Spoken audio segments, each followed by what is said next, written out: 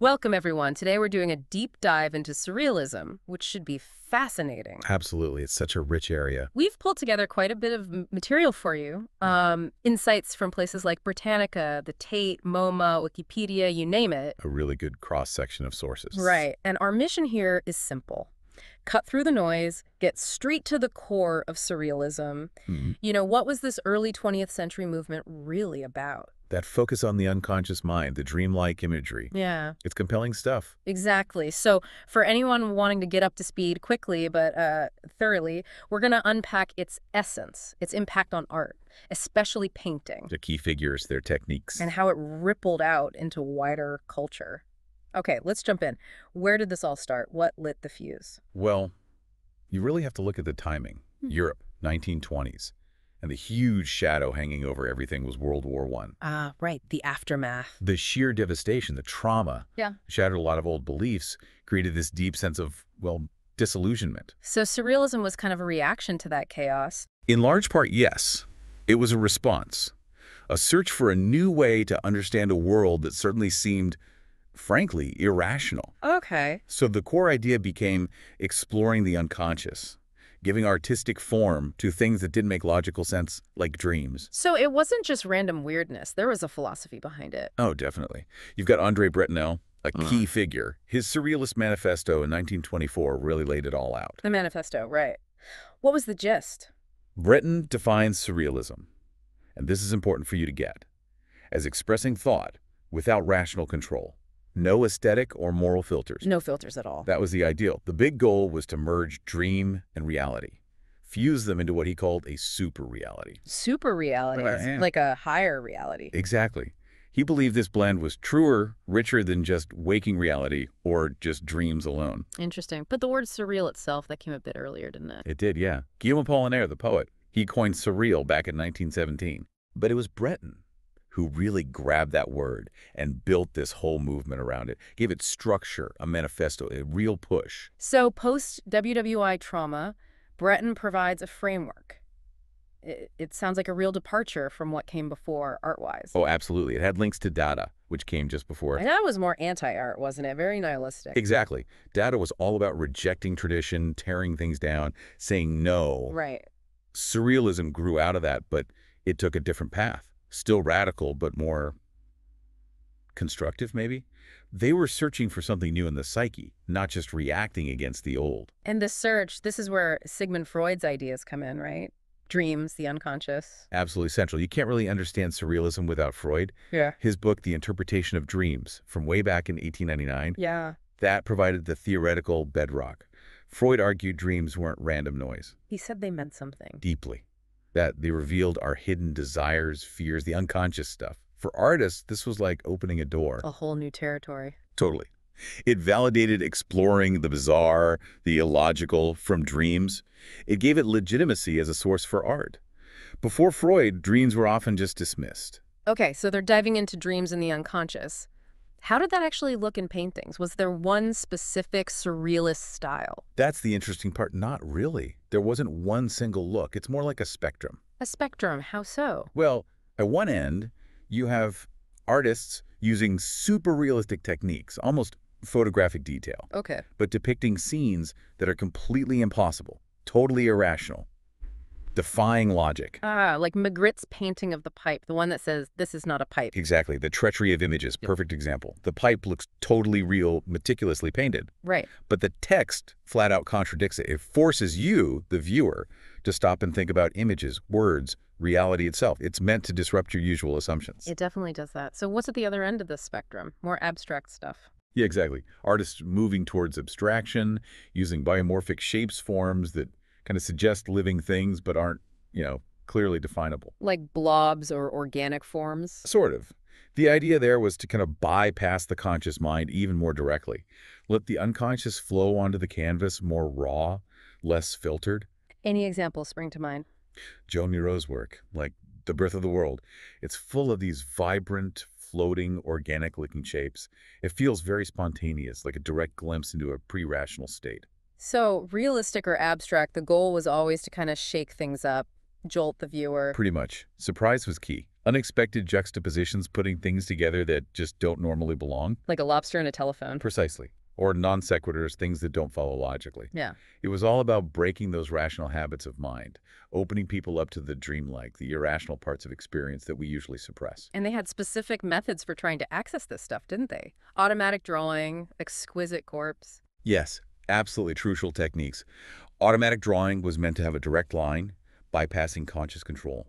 The artist would just let their hand move freely, almost mindlessly. Like a doodling on steroids. Kind of, yeah. Oh. Recording whatever emerged, uncensored. It's like visual free association, trying to get past that inner critic. An exquisite corpse. That sounds weird. It was a collaborative game, Yeah. super interesting. One artist draws a section, folds the paper to hide it, except for maybe the very bottom line. Well, I think I've heard of this. Then the next artist adds their bit and so on. You unfold it at the end, and you get these bizarre, unexpected hybrid figures or scenes. Created by chance, almost. Exactly. It perfectly captured that surrealist love of chance, the uncanny, and collaboration. It showed creativity bubbling up from unexpected places beyond individual control. Fascinating. Okay, let's talk about some of the big names. We've mentioned Magritte and Miro. Who else is essential to understanding surrealism? Well, you absolutely have to talk about Salvador Dali, probably the most famous, the most recognizable surrealist for many people. Right, the melting clocks guy. That's the one, the persistence of memory, those drooping watches. Iconic. Yeah, they really stick in your mind. What's the thinking behind them, generally? They're often seen as symbols of how time isn't fixed, how it's subjective, especially in dreams or memory. Time feels different, fluid, in our unconscious. Makes sense. And Dali's technique is key, that incredibly precise, almost hyper-realistic painting style, Yeah, it looks so weird. but used to depict these utterly impossible dreamlike scenarios. That clash between the how and the what is what makes his work so powerful, so surreal. Okay, Dali. Who else? Max Ernst comes up a lot. Ernst was a real innovator with techniques. He pioneered things like frottage. Frottage, like rubbing. Exactly. Rubbing pencil or crayon over paper placed on a textured surface like wood grain or leaves. Ah, okay. It creates these unexpected patterns, which he then used as a starting point, letting images emerge from the textures. And grattage, scraping paint away on the canvas to reveal textures underneath. So using chance and materials to spark ideas. Precisely. He created these amazing, textured, dreamlike landscapes. The elephant syllabus is a famous one. Very strange, evocative imagery. Feels like something dredged up from the subconscious. And Yves Tanguy, his work has a very distinct feel too. Tanguy, yeah. His paintings often have these strange, smooth, sort of bone-like or amoeba-like forms. Right, in these vast, empty landscapes. Exactly. There's a real sense of mystery, maybe loneliness or unease. The forms feel organic but totally alien, like glimpses of some inner hidden world. Promontory Palace is a great example of that atmosphere. Now, you mentioned Frida Kahlo earlier. How does she fit in? I know she sometimes resisted the surrealist label. That's a really good point.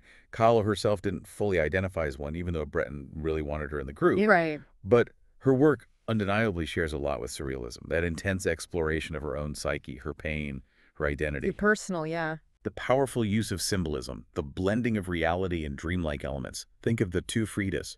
It has that surreal quality of making the internal psychological reality visually explicit. Very powerful. Okay, that makes sense. And Andre Masson, he was big on the automatic drawing, wasn't he? Very much so. Masson was a key figure for automatism, really embraced letting the subconscious guide the hand. His works like Battle of Fishes often feel very energetic, raw, capturing that spontaneous impulse. Right. And, we should also mention important women like Leonora Carrington, Merritt Oppenheim. They brought unique perspectives, recurring motifs often drawn from their own dreams and inner lives. It wasn't just a boys' club. Good point. So these techniques, automatism, frottage, grattage, exquisite corpse, they weren't just games, were they? There was a deeper philosophy. Oh, absolutely. They were seen as tools, as methods for deliberately bypassing the rational, conscious mind. The part that edits everything. Exactly. The part that censors, controls, applies logic. They wanted to tap directly into the unconscious, which they saw as this huge, untapped source of creativity. So automatism was about that raw, unfiltered expression. Yeah, like visual stream of consciousness.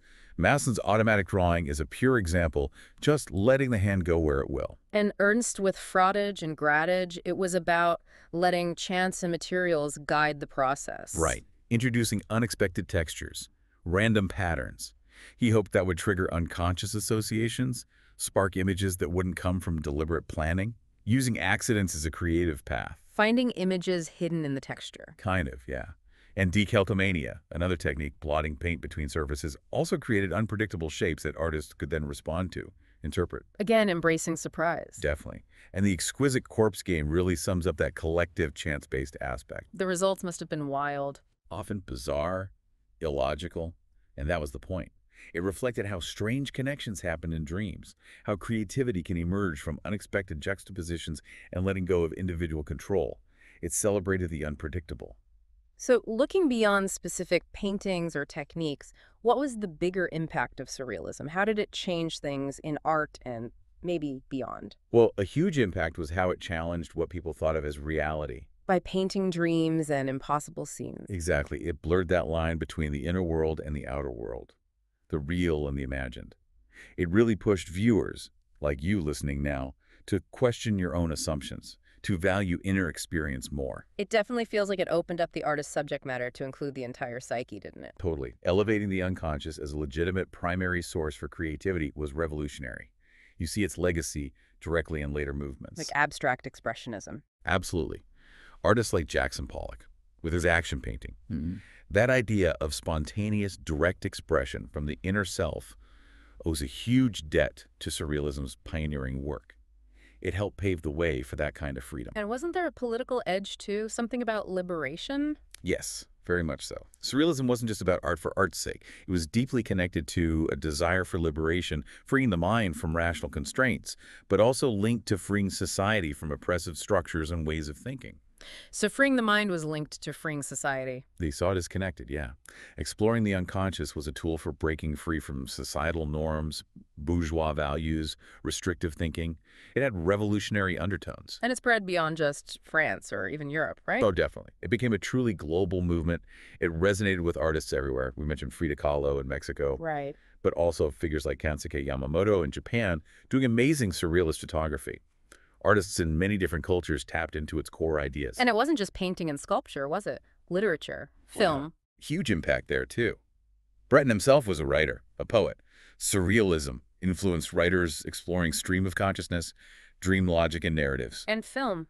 Buñuel comes to mind. Luis Buñuel, yes. Mhm. Films like Un Chien de Loup, intensely surreal, shocking, dreamlike. They completely broke narrative conventions, used that bizarre dream logic on screen. That eye-slicing scene.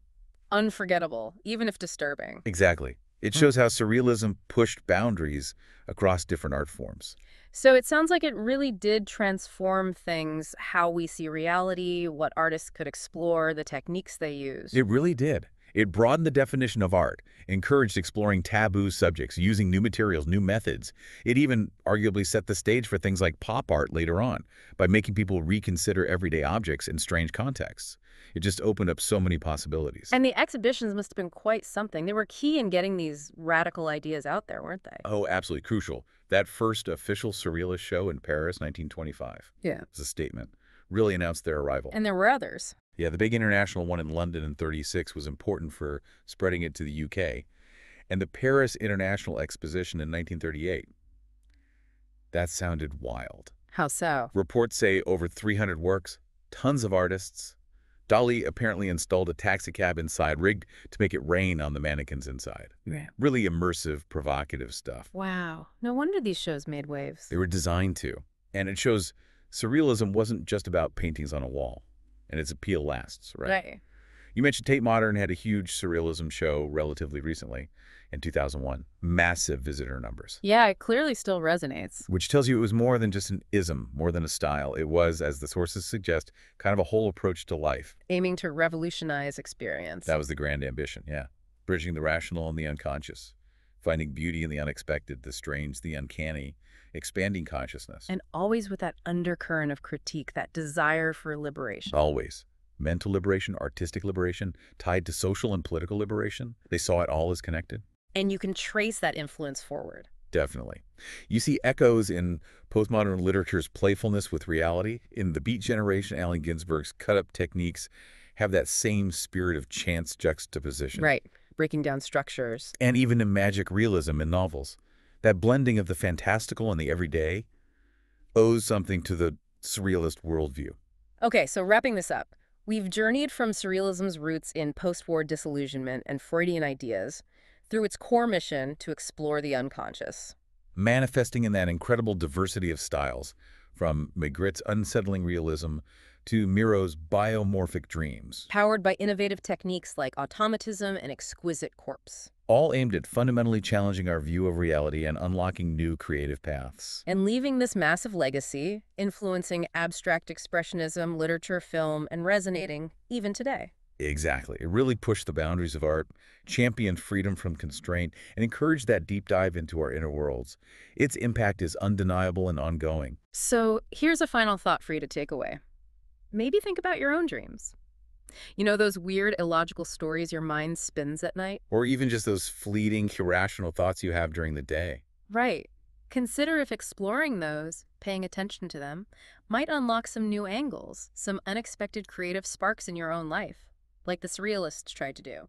Reflect on a recent dream, maybe. See if any of those surreal bits feel significant somehow.